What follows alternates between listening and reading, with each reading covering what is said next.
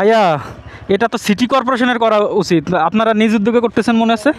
হ্যাঁ, ও পরিষদে না, তো তাও তো সরকারিভাবে মানুষ করে দেবে, এটা মনে হয় নিজ উদ্যোগে করতেছেন মনে আপনারা। এইখানে কি একটা অবস্থা সবচেয়ে বড় কথা হচ্ছে যে ব্যক্তি এই রাস্তাটা করেছে, হ্যাঁ আসলে উনি আমার মনে টয়লেটে খারাপ। আমার কিন্তু রেকর্ডিং হচ্ছে, কিন্তু আমি কিন্তু আমি আপলোড দিয়ে দিতে পারি যদি আপনার অনুমতি হয় আর কি। না, আমি দেখছি এই মাথা পর্যন্ত। এখানে হচ্ছে খুবই জঘন্য রাস্তাঘাট, আর তার ঢোকার পথ হচ্ছে এরকম টাইপের, এই যে দেখাই যাচ্ছে অনগরায়ন, অপরিকল্পিত রাস্তাঘাট, যার কারণ হচ্ছে এই যে জলাবদ্ধতা, তাই না? সাবধানে যাবো। কি একটা অবস্থা দেখছেন? হ্যাঁ ভাই একটু বললো যে সামনে স্লিপ আছে, সাবধানে যান, নাহলে পড়ে যাবেন। থ্যাংক ইউ ভাই। এসে অপরিকল্পিত নগরায়ন করার জন্য হচ্ছে এরকম জলাবদ্ধতা হয়। তো এইটা কি আর বলবো, সবাই হচ্ছে খাল বিল নদী নালা ভরে তোরে বাড়িঘর করতেছে, তার ফলাফল তো এটা পেতেই হবে, এর তো বিকল্প কিছু নেই। এখন মনে হচ্ছে কি সমুদ্রের মাছ দিয়ে বাইকটা চালায় যাচ্ছি, কি একটা অবস্থা। এই জায়গায় বাসা ভাড়া নেওয়া যায় না, যত বড়ই ভালো বাসা হোক না কেন। যেখানে যাতায়াত ব্যবস্থা নেই, যেখানে খুবই খারাপ যাতায়াত ব্যবস্থা, সেখানে বাসা ভাড়া নেওয়া যায় না। একটা ভালো জায়গার পরিচয় ছিল সেইখানের প্রথম রাস্তাঘাট, এটা হচ্ছে প্রথমে থাকতে হবে। এই একটাই সমস্যা, যারা বাহিরে থাকে তাদের এই বাসা পরিবর্তন করা, বাসার নতুন করে খোঁজা, এই ব্যাপারগুলা খুবই ঝামেলা। এরকম জায়গা হলে বসবাসের জন্য অনেক সুন্দর একটা জায়গা, আসলে ভালো। যে বাসায় গেলাম ও বাসাটা হলো না, ওনাদের সাথে আমাদের কথাবার্তা মিলল না আর কি। এটাই হয় যে একটা বাসা নিতে গেলে বাড়িওয়ালার অনেকগুলো রুলস রেগুলেশন থাকে। এই যে আবার চলে আসলাম অপরিকল্পিত নগরায়নে, কি একটা অবস্থা, বৃষ্টির পানি জমে একেবারে নদী হয়ে গেছে। দেখি এখানে ড্রেনেজ ব্যবস্থা নেই, যার কারণে হচ্ছে এই সমস্যা। ড্রেনেজ ব্যবস্থা থাকলে এই সমস্যাগুলোর হইতো না। জুতা প্যান্ট সবই তো ভিজে যাচ্ছে। ভাইয়া, এটা তো সিটি কর্পোরেশনের করা উচিত, আপনারা নিজ উদ্যোগে করতেছেন মনে আছে। হ্যাঁ, ও পরিষদে না, তো তাও তো সরকারিভাবে মানুষ করে দেবে, এটা মনে হয় নিজ উদ্যোগে করতেছেন মনে আপনারা। এইখানে কি একটা অবস্থা সবচেয়ে বড় কথা হচ্ছে যে ব্যক্তি এই রাস্তাটা করেছে, হ্যাঁ আসলে উনি আমার মনে টয়লেটে খারাপ। আমার কিন্তু রেকর্ডিং হচ্ছে, কিন্তু আমি আপলোড দিয়ে দিতে পারি যদি আপনার অনুমতি হয় আর কি। না, আমি দেখছি এই মাথা পর্যন্ত। আমি গেছিলাম ওইখানে গিয়ে আর যাইতে পারলাম না, ফিরে আসছি। আরো অবস্থা না, আমি আপলোড দিয়ে দেবো। আমরা এই পাশে বাসা ভাড়া থাকতাম, কিন্তু ওই বাসাটা ছেড়ে দিছি। রেকর্ডিং হচ্ছে।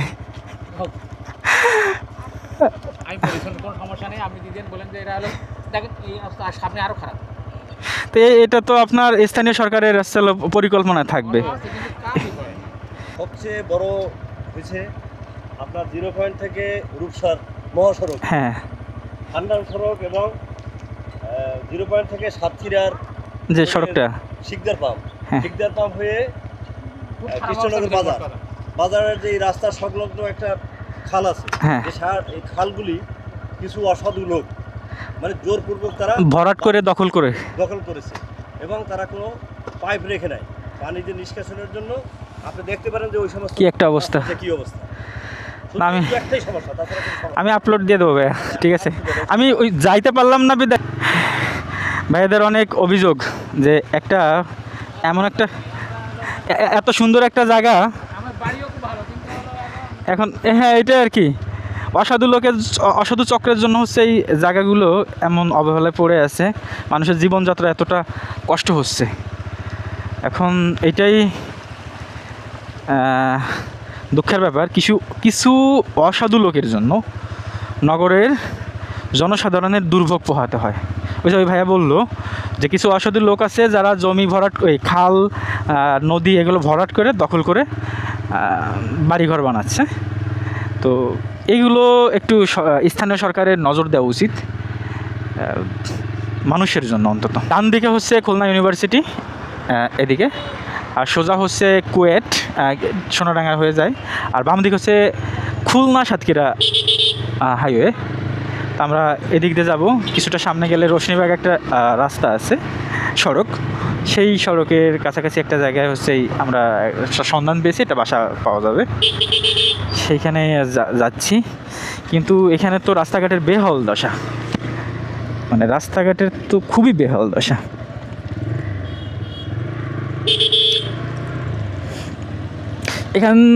এই যে রাস্তার কন্ডিশন, ফ্যামিলি নিয়ে তো চলাফেরা খুবই কঠিন হয়ে যাচ্ছে। প্রতিটা বাইকে তাদের ফ্যামিলি দেখা যাচ্ছে এখানে। এই যেমন সামনে একটা ভাই আছে, তার একটা বেবি প্লাস হচ্ছে ওয়াইফ মেবি। সামনে 3টা বাইক দেখা যাচ্ছে, 3টা বাইকেই হচ্ছে ফ্যামিলি। এভাবে রাস্তার কন্ডিশন থাকলে মানুষের জীবনযাত্রার মান খুবই দুর্ভোগ হবে। স্থানীয় সরকারের উচিত এগুলোতে একটু নজর দেওয়া। এই খুলনা সাতক্ষীরা হাইওয়েটা খুব একটা গুরুত্বপূর্ণ রাস্তা, এটাতে একটু নজর আনা উচিত।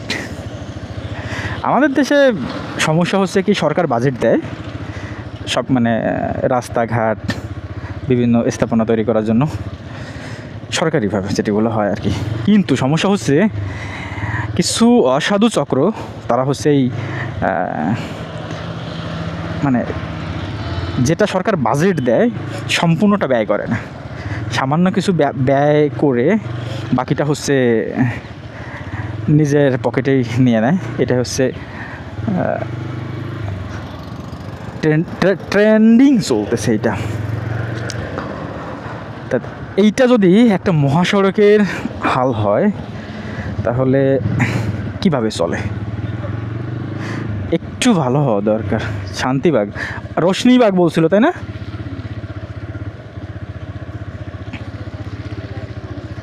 হ্যাঁ, খেয়াল করিস তো। হ্যাঁ, বাংলা একটা সরকারি অফিস, মানে উন্মুক্ত বিশ্ববিদ্যালয়, সম্পূর্ণ বৃষ্টির পানিতে ডুবে গেছে। আর এই যে রাস্তার কন্ডিশন, একটি অসাবধানতার সাথে চলাফেরা করলে তাহলে আর কি বলবো, মানে দেখা হবে তার হসপিটালে। কি একটা অবস্থা। হ্যাঁ, রোশনীবাগ, আমরা সেই রাস্তাটা পেয়ে গেছি প্রায়।